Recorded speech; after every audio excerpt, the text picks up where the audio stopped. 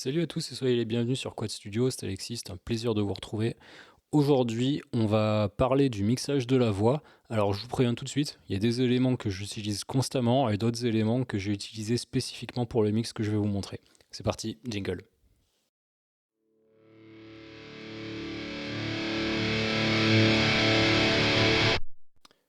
Donc là on est dans le mix, alors ne faites pas trop gaffe à la piste qui s'appelle voix test, c'est une piste que j'ai rajoutée volontairement sur mon mix pour vous permettre de comparer avec le signal une fois qu'il a été traité, pardon.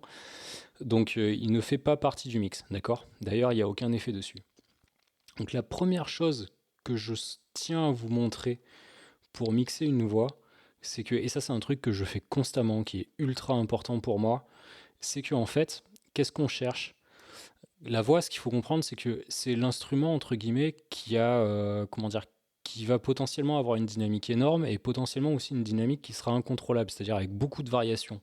C'est-à-dire il y a des moments où on va chanter fort, des moments où on va pas chanter fort, des moments où on va chanter super fort, etc. Et en fait, cet aspect-là, en tout cas dans le métal, il faut un petit peu le lisser, il faut le rendre un petit peu plus homogène. Donc ça veut dire qu'en fait un signal, vous allez très très rarement le laisser tel quel. Donc vous avez plusieurs possibilités pour le faire. La première, c'est d'utiliser une compression, ce qui est tout à fait envisageable. Moi, la technique que je préfère faire, c'est de faire des cuts à l'intérieur du signal et en fait de niveler tout manuellement de manière à réellement avoir une constance. Je vous montre. Vous voyez là par exemple, sont les premières syllabes et on voit que ici c'est assez fort d'origine et moi en fait j'ai réduit tout ça pour ensuite le réaugmenter sur une deuxième piste de manière à l'homogénéiser par rapport à, par rapport à la suite. Vous voyez? Là, globalement, c'est relativement homogène, donc j'ai pas touché. Par contre, ici, vous voyez, là, j'ai gueulé un peu plus fort, j'étais pas content. Et donc, du coup, ce que j'ai fait, c'est que là et là, en fait, j'ai réduit le volume, tout simplement.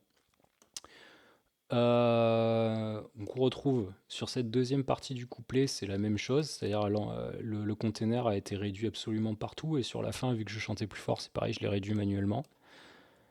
Alors, si vous voulez pas vous embêter à faire ça manuellement, vous avez le plugin Waves Vocal Rider qui est disponible sur le marché, qui coûte 30 $, je crois, quelque chose comme ça. C'est un bon plugin, hein. Voilà. Après, c'est à vous de voir. Là, on est sur. Il y a les deux voix. On est sur le refrain, vous voyez, c'est pareil, j'ai cassé l'attaque qu'il y avait ici de manière à la rendre plus homogène par rapport à la suite, et j'ai baissé le volume. En fait, pourquoi est-ce que je baisse le volume partout? Tout simplement parce qu'en fait, ça me permet de le baisser vraiment par endroit et pas de faire un réglage général sur la piste de manière à faire, à ce que tout soit in the box, entre guillemets. C'est-à-dire que le but, c'est que quand vous mixez, vous avez ce que j'aime bien appeler une fenêtre de mixage. C'est-à-dire qu'il faut que les éléments de votre mix soient dedans, mais ne soient pas dehors. Et quand c'est dedans, il faut que ce soit au bon endroit. Vous voyez, sinon c'est sous-mixé. Si vous êtes en dehors, c'est surmixé. Donc il faut faire gaffe à ça. Donc moi, je préfère faire ça. Je préfère opter pour cette approche. Je vous cache pas que c'est chronophage. Forcément, ça prend un petit peu de temps. Mais par contre, en fait, moi ce que j'aime bien là-dedans, c'est qu'en fait, ça vous permet de travailler à la source.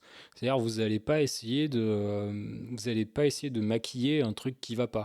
C'est-à-dire, le truc qui va pas, vous allez le chercher, vous allez faire en sorte. Le truc qui va pas, vous allez le chercher, vous allez faire en sorte qu'il va, et ensuite seulement vous allez le maquiller si vous en avez envie. Vous comprenez l'idée? Donc, je vais arrêter cette vidéo ici.